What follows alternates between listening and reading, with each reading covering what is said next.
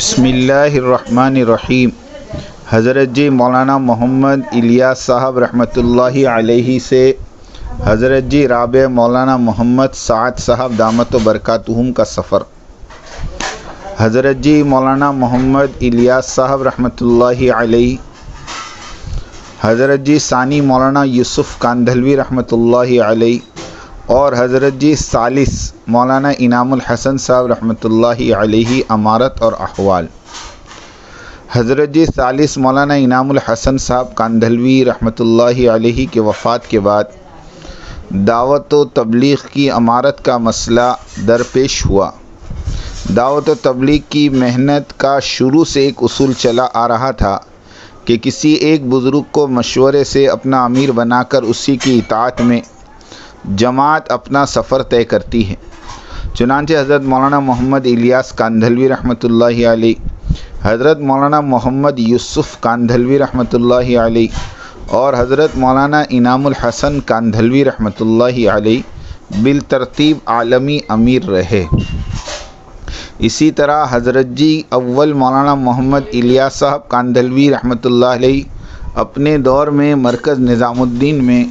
بیانات وغیرہ کی خدمت خود ہی انجام دیا کرتے تھے۔ ان کی وفات کے بعد امیر ثانی حضرت مولانا محمد یوسف کاندھلوی رحمۃ اللہ علیہ نے یہ ذمہ داری بخوبی نبھائی۔ جب آپ کی بھی وفات ہو گئی تو امارت حضرت مولانا محمد انعام الحسن کاندھلوی رحمۃ اللہ علیہ کی طرف منتقل ہوئی، جبکہ تقریر و بیان کی بڑی ذمہ داریاں لسان دعوت و تبلیغ حضرت مولانا محمد عمر پالنپوری رحمۃ اللہ علیہ کو دی گئی، اور مرکز بنگلے والی مسجد کی امامت، خطابت، جمعہ، عیدین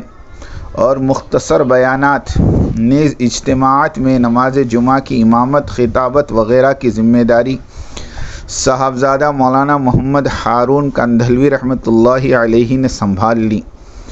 اور مولانا حاروف موصوف مرکز نظام الدین کے متولی بھی مقرر کیے گئے۔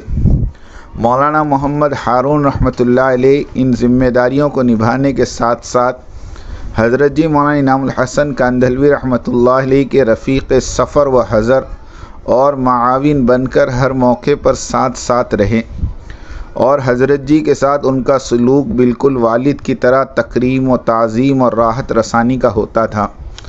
اور ان سے پوچھے بغیر بلکہ انشراح کے بغیر کوئی قدم نہ اٹھاتے، اور انہیں اپنا محسن سمجھتے اور فرماتے کہ والد صاحب کا بڑا قرض انہوں نے اتارا، اور ان کے سبھی حقوق کی ادائیگی کی ہمیشہ فکر کی۔ مشیت ازدی سے 1973 میں بحالت جوانی صاحبزادہ مولانا محمد ہارون کاندھلوی رحمۃ اللہ علیہ نے وفات پائی تو ان کی ذمہ داریاں ان کے خالہ زاد بھائی صاحبزادہ مولانا محمد زبیر الحسن کاندھلوی رحمۃ اللہ علیہ سے متعلق کر دی گئی۔ اس وقت مولانا محمد ہارون صاحب رحمۃ اللہ علیہ کے صاحبزادے مولانا محمد سعد کاندھلوی حال امیر دعوت و تبلیغ محض 9 سال کے کم سن بچے تھے، اور قرآن کریم کا 26واں پارہ حفظ کر رہے تھے۔ اس حوالے سے حضرت مولانا سید محمد ثانی حسنی اپنی کتاب تذکرہ مولانا محمد ہارون کاندھلوی میں لکھتے ہیں کہ سعد سلمہ حضرت مولانا محمد یوسف کاندھلوی رحمۃ اللہ علیہ کے انتقال سے 1 ماہ بعد پیدا ہوئے۔ 8 محرم سن 1385 ہجری میں سعد کی ولادت ہوئی، اور 29 ذیقعدہ سن 1384 ہجری میں 1 اپریل 1965 کو حضرت مولانا محمد یوسف صاحب کا انتقال ہوا۔ 1392 ہجری کو مولانا محمد ہارون رحمۃ اللہ علیہ نے اپنے آخری حج کے دوران مولانا ابو الحسن علی ندوی سے ریاض الجنہ میں اپنے صاحبزادے سعد سلمہ کی بسم اللہ کرائی۔